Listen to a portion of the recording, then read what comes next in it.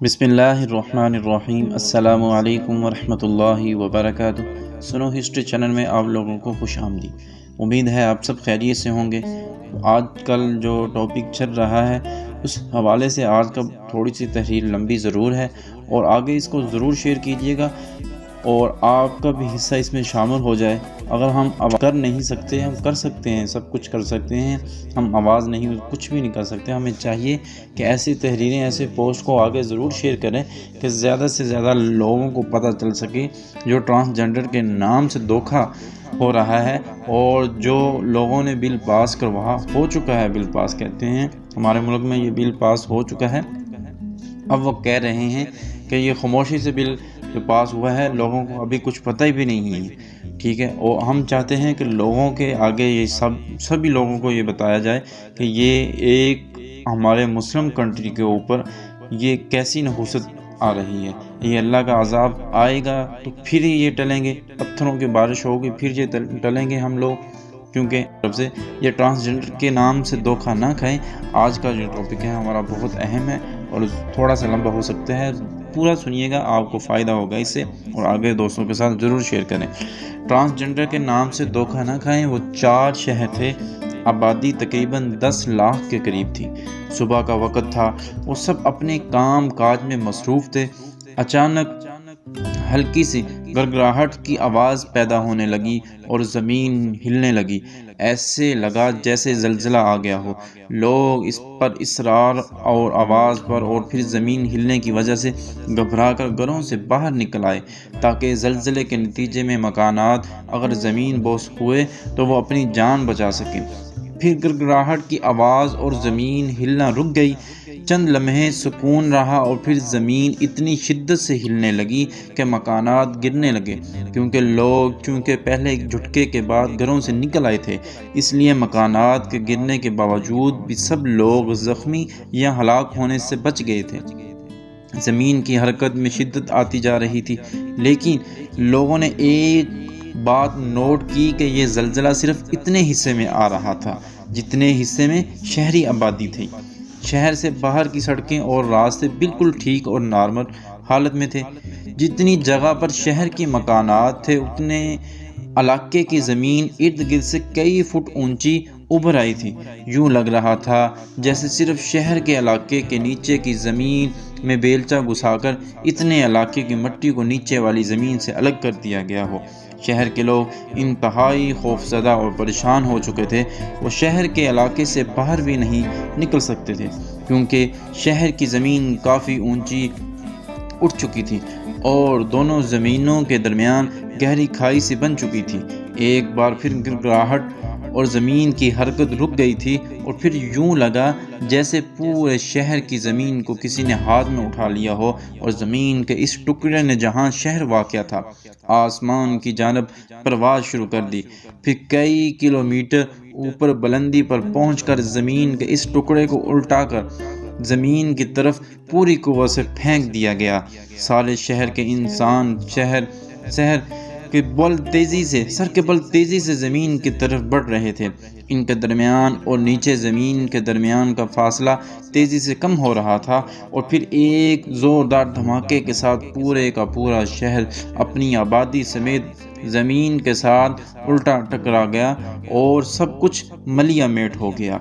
ये बहुत तेज़ी और शिद्दत से हुआ था। शहर की सारी आबादी एक सेकंड में पिसकर पाउडर जैसी बन गई। कुछ अफराद ज़िंदा बच गए थे लेकिन वो शदीद ज़ख्मी हो गए थे। उन्होंने शदीद ज़ख्मी होने के बावजूद अपनी जान बचाने के लिए इस इलाके से निकलने के लिए दौड़ लगा दी। इर्द गिर्द हर तरफ मिट्टी धूल के बादल रह गए थे। मकानात मुकम्मल तौर पर मिट्टी के साथ मिट्टी हो चुके थे। फिर अचानक आसमान से पत्थरों की बरसात शुरू हो गई और वो पत्थर इन इंसानों को लगने लगे जो ज़ख्मी थे और जान बचाकर भागने की कोशिश कर रहे थे। एक बात बहुत अजीब थी, हर एक पत्थर पर उनके अलग अलग नाम लिखे हुए थे। पत्थर पर जिसका नाम होता था वो पत्थर सिर्फ उसी के जिस्म पर गिर के उसको कुचल रहा था। फिर वो सब والے بھی مر گئے، ہر طرف خاموشی چھا گئی۔ صرف 5 منٹ پہلے جہاں ہنستا ہنستا شہر اجڑ گیا، وہاں صرف دھوئیں کے بادل رہ گئے تھے اور مکمل طور پر خاموشی کا راج قائم ہو چکا تھا۔ اس پورے شہر کو اس کی زمین اور آبادی سمیت جبرائیل فرشتے نے اپنے پر کے ذریعے سے اٹھایا تھا اور پھر بلندی پر لے جا کر الٹا پھٹک دیا تھا، اور پھر اللہ تعالیٰ کے حکم سے باقی شہروں کو ان کی آبادیوں سمیت اٹھا کر بلندی سے الٹا پھٹک کر تباہ کر دیا تھا۔ ان لوگوں کے ساتھ یہ کیا ہوا تھا، کیوں ہوا تھا، اور یہ لوگ کون تھے؟ یہ سب لوگ بدترین عذاب الہی کا شکار ہوئے تھے۔ یہ سب حضرت لوط علیہ السلام کی قوم سے تعلق رکھتے تھے۔ یہ سب ایک ایسے گناہ کے عادی تھے جو انتہائی بدترین تھا۔ کچھ دن پہلے پاکستان کی بات کروں، کچھ دن پہلے پاکستان کا پہلی ٹرانسجنڈر ڈاکٹر بن گیا۔ اسے خوب پروموٹ کیا جا رہا ہے، سر آنکھوں پر بٹھایا جا رہا ہے۔ سوشل میڈیا، الیکٹرانک میڈیا پر یوں لگتا ہے جیسے ایک طوفان آ گیا ہو۔ صرف ایک یہی خبر ہر طرف تیزی سے پھیلائی جا رہی ہے، ایک ایسا بہت بڑا گروہ جو پاکستان میں زیر زمین اور دنیا بھر میں سر عام موجود ہے، ٹرانسجنڈر نامی لعنت کو عزت دار اور فطرت کے عین مطابق ثابت کرنے میں مصروف ہے۔ یہ ٹرانسجنڈر کون ہے؟ یہ ایک مکمل مرد ہے۔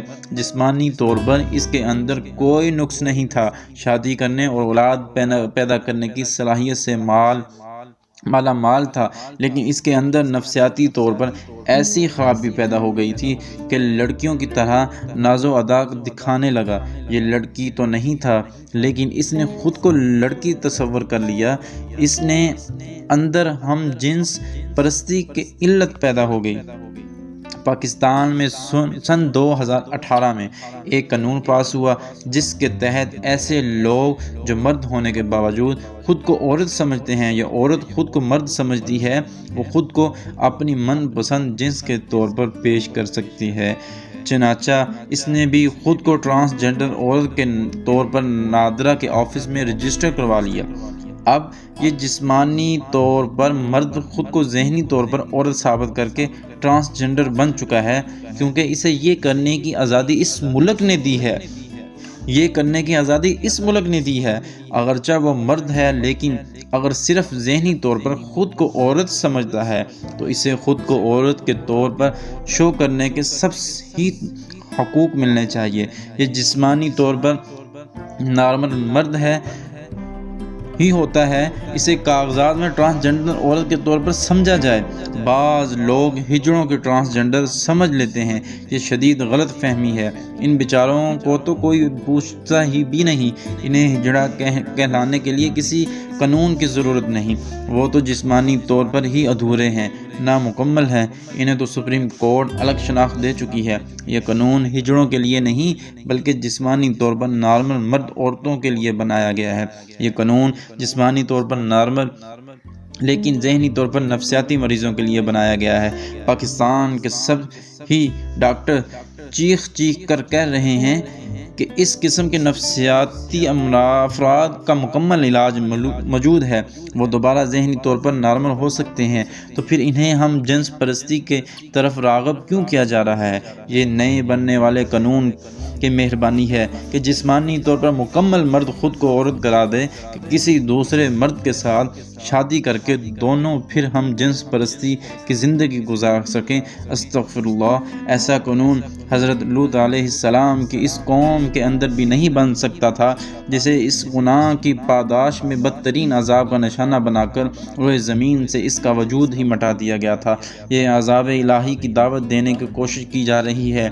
یاد رکھیے، اس قانون کے ذریعے ہم جنس پرستی جیسے عظیم گناہ کو پاکستان جیسی مسلمان ریاست میں جائز قرار دے دیا گیا ہے، اور سب ہی پاکستانی یا تو لا علمی کی وجہ سے خاموش ہیں یا پھر جبراً خاموش کروا دیے گئے ہیں۔ ہم جنس پرستیوں کے لیے آسانی پیدا کر دی گئی ہے، کہ جس طرح چاہے یہ اپنے من پسند گناہ کا سلسلہ جاری رکھ سکتے ہیں۔